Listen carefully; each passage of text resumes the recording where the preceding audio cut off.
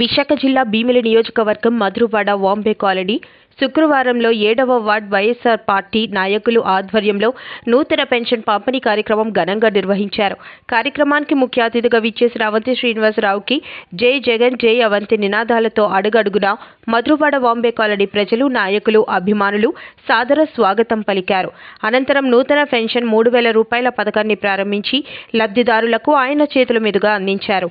ఈ కార్యక్రమంలో 5,000కు పైగా పాల్గొన్న ప్రజలను ఉద్దేశించి అవంతి మాట్లాడుతూ వైసీపీ ప్రభుత్వ పాలనపై మీ అభిప్రాయం తెలుపమని అడగగా, గత ప్రభుత్వాలు మా పేదలను కేవలం ఓటు బ్యాంకుగానే చూశాయి తప్ప మాకు చేసిందేమీ లేదు.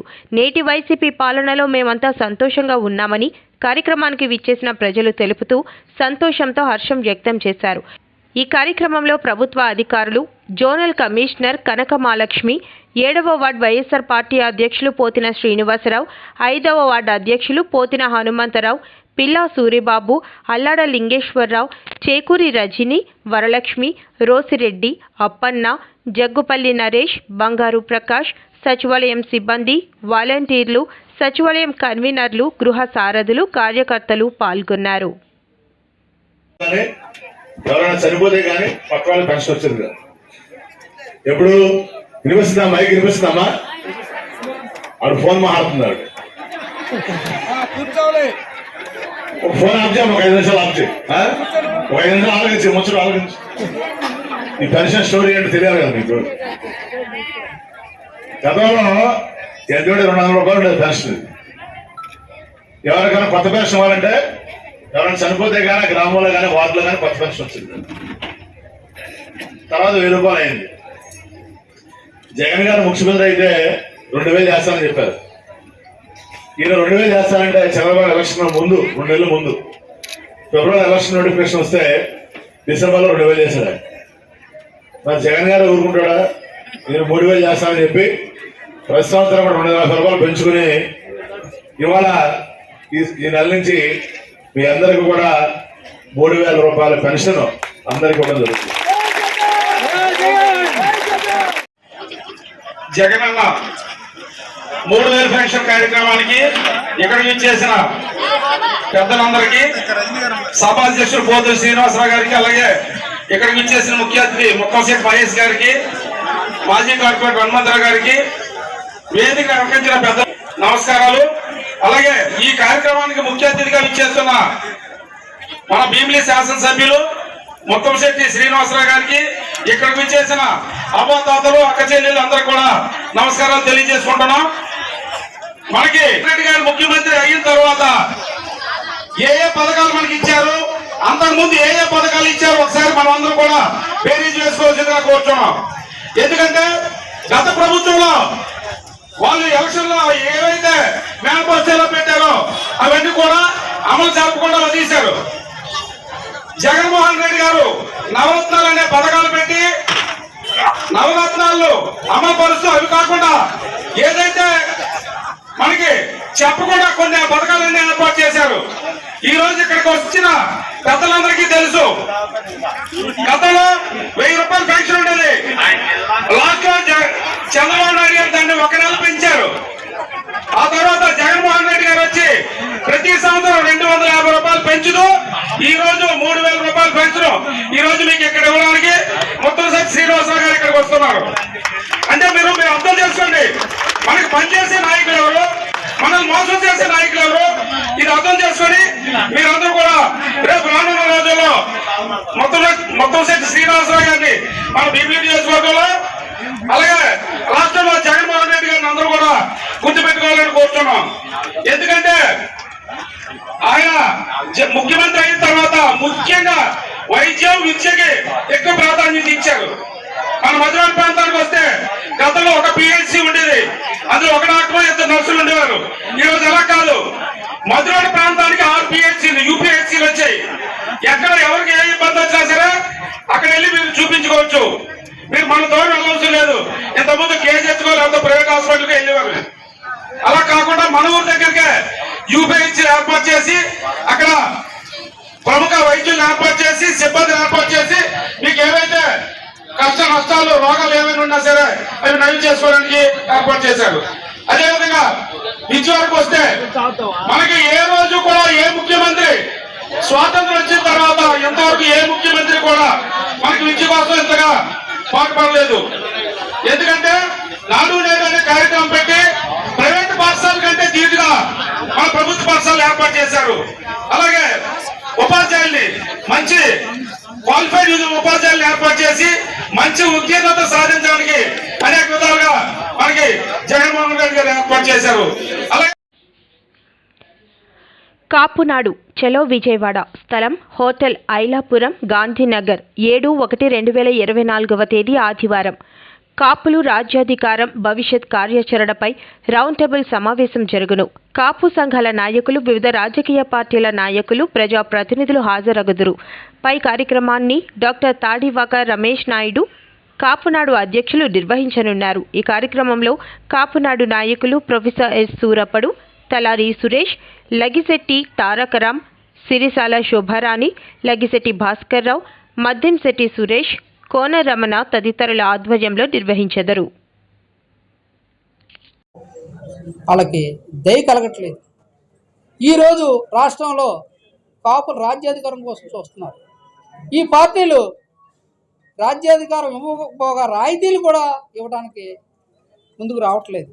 ముఖ్యంగా విశాఖ జిల్లా, ఉమ్మడి విశాఖ జిల్లాకు వచ్చినప్పటికీ విభజన సందర్భంలో జరిగిన నష్టాన్ని పూరించకపోగా విభజన హామీలు కానీ, ప్రత్యేక హోదా కానీ, ఈ వెనుకబడిన ప్రాంతానికి రావాల్సిన నిధులు కానీ కేంద్ర ప్రభుత్వం కానీ, రాష్ట్ర ప్రభుత్వం కానీ, ప్రతిపక్ష పార్టీలకు కానీ చాలా ద్రోహం చేసినాయి.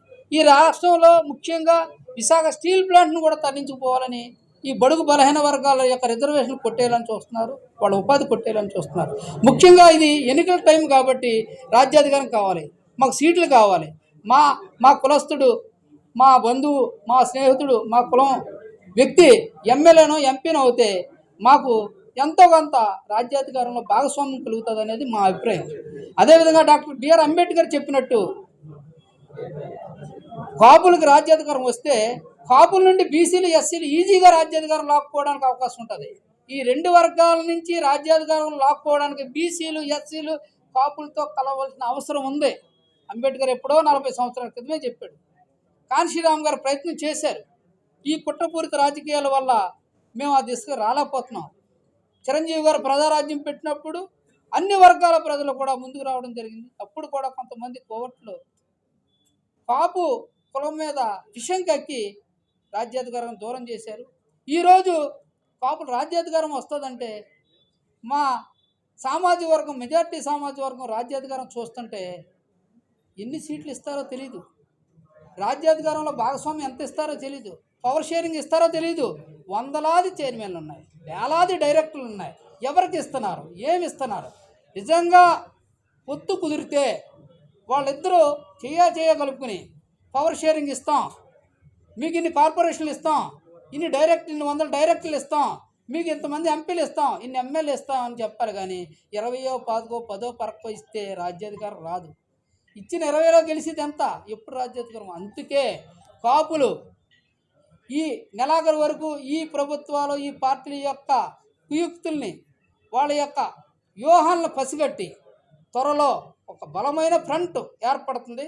దానికి జడి లక్ష్మీనారాయణ గారు, రామచంద్ర యాదవ్ గారు, జడా శ్రావణ గారు, బీఎస్పీ చిన్న చితక పార్టీలతో ఫ్రంట్ వస్తుంది.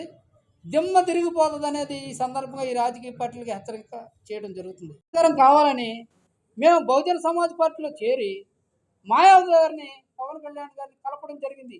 అందులో ఇద్దరం. నా పేరు శ్రీనివాస్ నాయుడు, నేను తాడివాక రమేష్ నాయుడు. ఇక్కడ బీఎస్పీ గతంలో జిల్లా అధ్యక్షుడిగా పనిచేశాడు.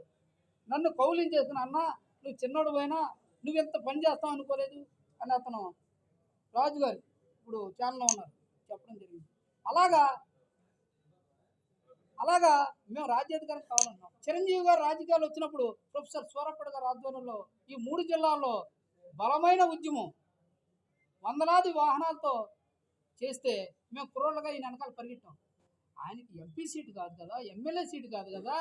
ఒక మాజీ మంత్రి గారు ఈయనకి ఎంపీ సీటు, వాళ్ళ ఫ్యామిలీలో ఎమ్మెల్యే సీటు ఇస్తాను. కనీసం ఈయనకి ఈ విద్యా శాఖలో తీరని ద్రోహం జరిగినప్పుడు ఇప్పుడు కూడా న్యాయం చేయలేని పరిస్థితిలో ఉన్నారు. అప్పుడు విద్యాశాఖ మంత్రి మనోళ్ళే.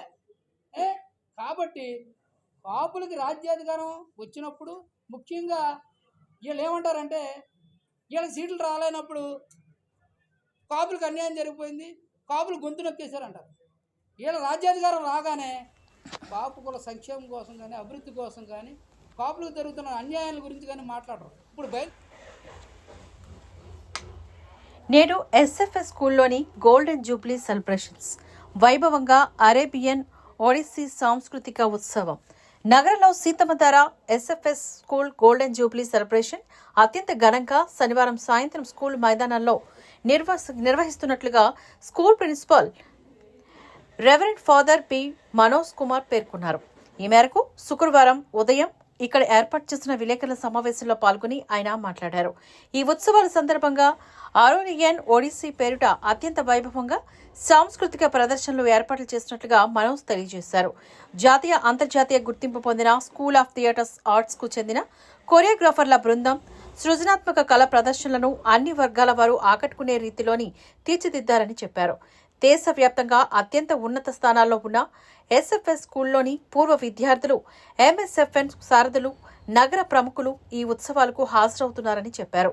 స్కూల్ ఉపాధ్యాయులు, విద్యార్థుల సహకారంతో ఈ గోల్డెన్ జూబ్లీ సెలబ్రేషన్స్ ఒక మధుర స్మృతి వలె నెలవేరే అన్ని ఏర్పాట్లు చేసి ఉన్నారు. చారిత్రాత్మకమైన ఈ ఎన్ఎఫ్ఎస్ఎస్ స్కూల్లోని విద్యాభ్యాసం చేస్తూ కళలు, క్రీడలు, విజ్ఞాన రంగంలో విశిష్ట గౌరవాన్ని పొందుతూ విశాఖ జిల్లాకు స్కూలుకు పేరు ప్రతిష్టలు తీసుకొచ్చిన వారిని ఈ వేదిక ద్వారా ఎస్ఎఫ్ఎస్ కుటుంబ సభ్యులకు మరోసారి పరిచయం చేస్తూ అభినందిస్తున్నామని చెప్పారు. This year SFS High School Sitammandara is celebrating its Golden Jubilee year. The school started in 1974. It is completing 50 years of its existence. On this august occasion, we have our conclusion of the Jubilee tomorrow, that is on 6th Jan 2024. The particular theme, shine into outshine with the golden radiance, a legacy of excellence. You might have also seen already, the name of the program is Aurelian Odyssey. Aurelian in Hebrew language means gold or golden, the golden name. So Odyssey is a long journey. So Aurelian Odyssey is a golden journey of past 50 years. That's what we are going to celebrate tomorrow. With the theme, shining to outshine. We have been shining. SFS is shining always. It is going to outshine with the golden radiance. That's the theme we have. Now we also have arranged a variety of program for tomorrow. We have music, we have dancing, we have singing, we have play. We also have documentary arranged. A team from Chennai has come. They have done wonderfully well work. It's almost from the beginning how MSFS fathers came to India, how they developed education and institutions. It is a short documentary of their work that we are going to present tomorrow. So hearty welcome to all of you. Hope to see you all tomorrow evening. Once again, wishing you all Happy New Year. Welcome to SFS for the Golden Jubilee celebration. Thank you everyone. నేను చెప్పగలను అంటే నాకు ఎక్కువ తెలియదు.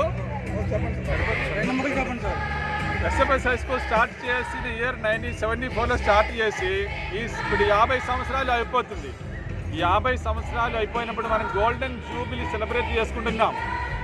Last 50 years 50 సంవత్సరాలు SFS school నుంచి చదివి వెళ్ళిన చాలామంది పిల్లలు ఉన్నారు. వాళ్ళందరూ కూడా రేపు ఎల్లుండి వస్తారు. మన 50 సంవత్సరాలు అయిపోతున్న ఈ సందర్భంలో చాలామంది ప్రోగ్రామ్స్ అరేంజ్ చేయడం జరుగుతుంది. రేపు మనకి సింగింగ్ ఉంది, డాన్సింగ్ ఉంది, డాక్యుమెంటరీ ఉంది, అలా వెరైటీ ఆఫ్ ప్రోగ్రామ్స్ ఉంటాయి. రేపు ఎల్లుండి మన అలుమ్నైట్స్ లేకపోతే ఫార్మర్ స్టూడెంట్స్ వాళ్ళందరూ వస్తున్నారు. అమెరికా నుంచి, జపాన్ నుంచి, యుఎస్ నుంచి అందరినీ కూడా పిలవడం జరిగింది. వాళ్ళు ఎల్లుండి వస్తారు, రేపు కూడా వస్తారు. సో మీ అందరినీ కూడా రావాలి అని మా జూబిలీలో పాల్గొనాలని ఆహ్వానిస్తున్నాను. Thank you. సో ఇందులో ఏమేమి రాబోతున్నాయి ముందుగానే ఆచరణలో పెట్టేశారు. దాంట్లో రాళ్ళు పాత్రం కానీ లేదంటే పట్టాపుస్తకాల్లో ముఖం వేసుకోవడం కానీ అంటే సంపూర్ణంగా అంటే నేను అర్థం చేసుకుంది ఒక్క మాటలో చెప్పాలంటే 1 సెంటు భూమి ఉన్న 1/2 సెంటు ఉన్న భూమి సొంతదారుడి నుంచి ఎంత పెద్దవాళ్ళైనా సరే మొత్తం భూ హక్కులు ఎవరైతే పరిపాలిస్తారో వాళ్ళ గుప్పిట్లో ఉంటాయి. అది వాళ్ళ ఇష్టాల మీద, వాళ్ళ ఫ్యాన్సీల మీద ఉంటుంది. భవన నిర్మాణ కార్మికులు రోడ్ల మీదకు వచ్చిన రోజు నుంచి ఈ రోజు దాకా కొత్తగా మీరు ఈ యాజిటేషన్లోకి కోర్టు రూముల్లో రాజ్యాంగాన్ని కాపాడాల్సిన మీరు కూడా ఈ రోజున ఈ ఉద్యమ బాటలోకి రావాల్సి వచ్చింది. ఇది ఖచ్చితంగా జనసేనకి, ముఖ్యంగా నాకు, ఈ పార్టీ ఏర్పాటుకు కూడా legal luminary, legal genius Nani Palkhivala గారి స్ఫూర్తి నాకు. అని ఈ రోజు ఆయనకి నేను చెప్పుకుంటే ఒక ఏకలవ్య శిష్యుడు నేను ఆయనకి. ఆయన లేకపోయినా మన మధ్యలో నేను ఆయన్ని సంపూర్ణంగా స్ఫూర్తి తీసుకున్నాను. ముఖ్యంగా కేశవానంద మీరు చెప్తున్నప్పుడు ఇందాక నా భూమిలో నీ హక్కు ఏంటి, రెండు చిగురుమాడి గారు చెప్పింది ఇట్ ఈజ్ యాంటీ కాన్స్టిట్యూషనల్. ఇది సో నేను అర్థం చేసుకుంది కూడా మీకు దగ్గర ఇటు కేశవానంద భారతి గారి ఒక చిన్నపాటి ఆస్తి తగాదా, ఒక మఠం తాలూకు ఆస్తి ప్రాథమిక హక్కుల ఉల్లంఘనగా ఎలా సుప్రీంకోర్టు దాకా వెళ్ళిందో ఇది కూడా ప్రాథమిక హక్కుల ఉల్లంఘనకి వెళ్ళిపోతుంది. ఏది తీసుకున్నా కానీ ప్రాథమిక హక్కులు, రాజ్యాంగం కల్పించిన ప్రాథమిక హక్కుల ఉల్లంఘనకి దారితీస్తూ ఉంది. జగన్ దీన్ని ఎలా అనుకూలంగా తీసుకుంటున్నాడంటే ఆయనకి వైజాగ్లో వచ్చి దోచుకున్న ప్రాపర్టీస్ అన్నిటిని లెజిటిమేట్ చేసుకోవడానికి ఇది తెచ్చుకున్న చట్టంలా ఉంది. అది అంటే వైజాగ్లో వాళ్ళు దోచుకున్న ఆస్తులకి లెజిటిమైజ్ చేసుకునేందుకు చట్టంలో ఇది ఒకటి ఉంది. అలాగే కోర్ట్స్ని దాటేసి, కోర్ట్స్ని అతిక్రమించి రెవెన్యూ అథారిటీస్కి హక్కు ఇచ్చేస్తే రెవెన్యూ వ్యవస్థ అంతా ఎవరైతే ప్రభుత్వాన్ని నడుపుతారో వారి చేతిలో ఉండదు. కోర్టులు ప్రభుత్వం చేతిలో ఉండవు. ఆ హక్కుని ఇటు తీసేస్తే మటుకు ఖచ్చితంగా మోర్ ఈజీ అయిపోతే ఆస్తిని దోచేయటం మరింత సులభతరం అవుతుంది. ఒకటే అనిపిస్తుంది, ఋషికొండని ఒక ఉదాహరణ చెప్తాను. ఋషికొండని రేపొద్దున అన్యాక్రాంతం దోచుకున్నాడు ఆయన. ఇందాక మీరు చెప్తున్నట్టుగా ఉమామహేశ్వర గారు మీరు చెప్తున్నట్టుగా ఏదైనా వాళ్ళు అప్లై చేసుకోవచ్చు, ఇది నాది అని రాసేసుకుంటే సరిపోద్ది, నో క్వశ్చన్స్ ఆస్క్డ్. సో ప్రతిదానికి కోర్టు అనే ఒక రక్షణ చట్టాన్ని తీసేశారు దీనివల్ల. దీన్ని నేను ప్రజలకి, సగటు మనిషికి, సగటు ఇంట్లో వంట చేసుకునే ఒక ఆడపడుచుకు కూడా, కేవలం గృహిణికి కూడా ఇది అర్థం అయ్యేలాగా నాకు మరింత లోతుగా దీన్ని తీసుకెళ్ళాలి. ఎందుకంటే ఇది నాకు దీని తాలూకు గ్రావిటీ, దీని తాలూకు సీరియస్నెస్ నాకు అర్థమవుతుంది. అండ్ ఎందుకంటే ఒక డ్రెకోనియన్ లా వచ్చినప్పుడు చాలా సున్నితంగా ఉంటుంది, పెద్ద ఇష్యూగా అనిపించదు. అది అప్లై చేసే కొద్దీ దాని అప్లికేషన్లో దాని తాలూకు మీరు ముందే సెన్స్ చేస్తూ ఉన్నారు. అంటే మీరు చెప్తున్న ప్రతిదీ ఈ ఆంధ్రప్రదేశ్ ల్యాండ్ టైటిలింగ్ యాక్ట్ 2022 ఇది కైండ్ ఆఫ్ డ్రెకోనియన్ లా. దాని ముందే మీరు గ్రహిస్తున్నారు, ఇంకా ప్రజల అనుభవంలోకి రాలేదు ఇంకా అది. అందుకని మీరు ఉద్యమిస్తున్నారు. ఇది ఖచ్చితంగా ఇది యాంటీ పీపుల్ యాక్ట్, ఇది యాంటీ కాన్స్టిట్యూషనల్, యాంటీ పీపుల్, ప్రాథమిక హక్కుల్ని ఉల్లంఘించే చట్టం ఇది కాదు. ఇది నేను సగటు మహిళకి, చిన్నపాటి ఒక 6వ క్లాస్ చదువుకునే విద్యార్థికి కూడా ఇది అర్థమయ్యేలాగా నేను చెప్పగలగలేదు. దీన్ని ఖచ్చితంగా మీరు జనసేన ఈరోజున మీరు మీ విలువైన సమయాన్ని, కోర్టులను కాదని మీ విలువైన సమయాన్ని ఇక్కడికి వచ్చి వెచ్చించినందుకు సంపూర్ణంగా అది ఒక అర్థవంతంగా అయ్యేలాగా నేను మీకు సంపూర్ణమైన మద్దతు నేను మీకు ఇస్తాను. ఖచ్చితంగా నా గొంతు, పెద్దలు మీరు చెప్తా ఉన్నట్టుగా నా గొంతు ఎంత బలమో నాకు తెలీదు. నేను పని చేసుకుంటూ వెళ్ళిపోతాను, కానీ నాకు దాని రీచ్ ఎంతమంది ప్రభావితం చెందుతో నాకు నిజంగా తెలియదు. నేను చేసుకుంటూ వెళ్ళిపోతాను, కానీ నాకున్న ఎంత బలం మేరకు, నా శక్తి మేరకు ఈ చట్టాన్ని ఖచ్చితంగా దీన్ని అమలు కాకుండా చూసే బాధ్యత నేను తీసుకుంటాను. ఎందుకంటే ఇది బేసిక్గా మీది ప్రాథమిక హక్కుల ఉల్లంఘన జరుగుతుంటే ఖచ్చితంగా దీన్ని నిలువరించాల్సిన అవసరం ఒక పొలిటికల్ పార్టీకి అని కాకుండా ఈ దేశంలో ఉన్న ప్రతి ఒక్కరికి, బాధ్యత గల ప్రతి ఒక్క పౌరుడికి ఉంది. మేము మీతోటి, మీ భుజంతో మేము మా భుజం కూడా కలుపుతాం. దీంట్లో మేము సంపూర్ణమైన మద్దతు ఇస్తాం మీకు దీని మీద. ఇది ప్రజలకి ఎంత, ఆంధ్రప్రదేశ్కి ఎంత చెడు, సగటు వ్యక్తికి ఎంత హాని చేయబోతుందో, ఎలాంటి హక్కులు కోల్పోబోతుందో దీన్ని మరింత బలంగా వివరించడానికి నేను కొంచెం పెద్ద మీటింగ్ చేస్తాను. దీనికి 100% దీన్ని మీరు ఏ ఆశయంతో అయితే మీరు పోరాటం చేస్తారో ఆశయం నెరవేరేలాగా ఖచ్చితంగా చేస్తాను. Thank you sir. ఇప్పటిదాకా ఉన్నటువంటి రిజిస్ట్రేషన్ సిస్టంలో హక్కుని డిస్కస్ చేసి డిస్ప్యూట్ని తేల్చేటటువంటి హక్కు రిజిస్ట్రార్కి లేదు. రిజిస్ట్రార్కి అమ్మేవాడు కానీ కొనుక్కునేవాళ్ళు కానీ వీళ్ళకి హక్కులు ఉన్నాయా, ట్రాన్స్ఫర్ పూర్తిగా జరుగుతుందా లేదని విపులీకరించేటువంటి హక్కు లేదు ఇప్పుడు దాకా ఉన్నటువంటి దాంట్లో. ఇప్పుడు దాన్ని సెటరైట్ చేసి టైటిల్ రిజిస్టర్ని దీనిలో ఎంటర్ చేసేసి మేము హక్కును కల్పిస్తున్నాము అని చెప్పేసి అనేది ఆబ్జెక్ట్. ఇప్పుడు దాకా రిజిస్టర్ చేసుకుంటున్నారే కానీ ఇందులో డిస్ప్యూట్స్ ఏమన్నా ఉంటే ఆ డిస్ప్యూట్స్ని సెటిల్ చేసే అధికారం రిజిస్ట్రార్కి లేదు. కనుక ఇప్పుడు దాన్ని ఆబ్జెక్ట్స్లో వన్ ఆఫ్ ది ఆబ్జెక్ట్స్ ఈ రిజిస్ట్రేషన్ సిస్టంలో. అందుకని టైటిల్ని మేము హక్కుని కల్పిస్తున్నాం, డిస్ప్యూట్స్ని కూడా మేమే సెటిల్ చేస్తాం అనేది ఆబ్జెక్ట్ అండి. మేమే సెటిల్ చేస్తాం. అందుకనే డిస్ప్యూట్స్ రిజిస్టర్ అనే దాన్ని కూడా ఒకటి పెట్టారు ఈ డిస్ప్యూట్స్ని రికార్డ్ చేయడం కోసం. లక్షల రూపాయలు స్టాంప్ డ్యూటీ కట్టి కోట్లు పెట్టి కొనుక్కున్నా కానీ దస్తావేజు ఎందుకు పనికిరాదు వీళ్ళ ముందు. వాళ్ళు రికగ్నైజ్ చేస్తేనే ఈ హక్కు, దాన్ని మనం ఏమైనా చేసుకోగలం. మార్కెటబిలిటీ అనేది అప్పుడే వస్తుంది మనకి. ఎంత ఖర్చు పెట్టి కొనుక్కున్నా వాళ్ళ సర్టిఫికేట్ ఇచ్చి రిజిస్టర్లో నోట్ చేసుకొని ఓకే అని సర్టిఫికేట్ ఇస్తేనే మనకి ఆ ప్రాపర్టీకి మార్కెటబిలిటీ వస్తుంది. అప్పుడు దాకా మనం ఏం చేయలేము, దాన్ని అమ్ముకోవడానికి లేదు. తర్వాత ఇంకొక ఆబ్జెక్ట్ అండి, ఇండియాలో ల్యాండ్ డిస్ప్యూట్స్ ఎక్కువగా ఉన్నాయి, సివిల్ కోర్ట్స్లో డిలే అవుతోంది. ఈ డిస్ప్యూట్స్ లేకుండా సివిల్ కోర్ట్స్లో డిస్ప్యూట్స్ని అవాయిడ్ చేసి భూ బదలాయింపు అనేది తేలిగ్గా జరిగే విధంగా చూడటం అనేది నీతి ఆయోగ్ పంపించిన లక్ష్యం. సివిల్ కోర్ట్స్కి లేదని కాదండి, సివిల్ కోర్ట్స్లో డిలే అవుతుంది. ఈ డిలే అవుతుంది, డిస్ప్యూట్స్ ఉన్నాయి కనుక భూ బదలాయింపులు డిలే జరుగుతుంది కనుక దాన్ని అవాయిడ్ చేయాలి అనేటటువంటిది దాని వెనకాల ఉద్దేశంగా కనబడుతోంది. కార్పొరేట్ సెక్టార్కి 1000 ఎకరాలు కట్టబెట్టాలంటే కోర్టులు లిటిగేషన్లు ఎక్కడ అడ్డుపడతాయో వీటిని అవాయిడ్ చేయాలి అనేది మెయిన్ ఉద్దేశంగా కనపడుతోంది.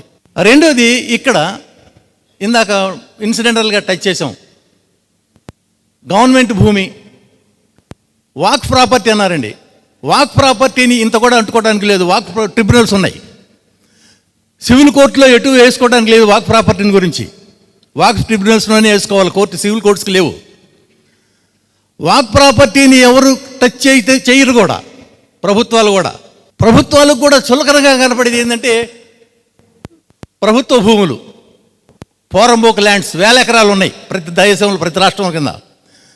నా ప్రాపర్టీని ఏదైనా కానీ ఈ హక్కును గురించి మాట్లాడాలని చెప్పేసి నేను రిజిస్టర్ తెలిస్తే నేను వెంటనే రంగంలోకి వచ్చేసి ఆలస్యంగానైనా సరే ఒక లాయర్ని పెట్టుకోనో లేదో ఒక ఎమ్మెల్యే ద్వారానో దాన్ని ఫైట్ చేస్తాను. ప్రభుత్వ భూమిని ఒక 100 ఎకరాలు నా పేరు మీద రాసేస్తే ప్రభుత్వం వచ్చి మాట్లాడదు, దాన్ని ఫైట్ చేయదు. ఈ 100 ఎకరాలకి ఆ పుస్తకంలో నా పేరున హక్కు రాయబడుద్ది. That is conclusive. వాళ్ళు వాడింది కూడా కంక్లూజివ్ ప్రూఫ్, కంక్లూజివ్నెస్ ఇస్తున్నారు దానికి. అంటే ఇక ఇండియన్ ఎవిడెన్స్ యాక్టు ప్రూఫ్ అనేదానికి ఇండియన్ ఎవిడెన్స్ యాక్టు తలకాయల పగలట్టుకుని ఇంతవరకు అర్థం కావట్లేదు 50 సంవత్సరాల నుంచి. అటువంటి ఇండియన్ ఎవిడెన్స్ యాక్ట్ని తొంగలో దొక్కారు. నెక్స్ట్ అండి, సక్సెషన్. హిందూ వారసత్వ చట్టం ఉంది మనకి, Hindu succession act, Indian succession act ఉన్నది. అది క్రిస్టియన్స్ కూడా అప్లై అవుతూ ఉంది. ముస్లిమ్స్కి షరియత్ యాక్ట్ ఉంది, 1937 షరియత్ యాక్ట్. ఖురాన్లో చెప్పబడిన మహమ్మద్ ప్రవక్త చెప్పినట్టు దాని ప్రకారం ఏర్పడింది షరియత్ యాక్ట్ 1937. ఈ 1937 షరియత్ యాక్టు తమకు క్షమించాలా, మాలో ఉన్న అంతమందికి కూడా ఇంత కూడా అర్థం కాదు. ఎవరు మిత్రులు అపార్థం చేసుకోవద్దు. అంత కాంప్లికేటెడ్ ముస్లిం వారసత్వ చట్టం. My friend also agrees if I right. చాలా ఇది అటువంటి వారసత్వ చట్టం. So also is the case with Christian law. So far as వారసత్వం ఇస్ కన్సర్న్.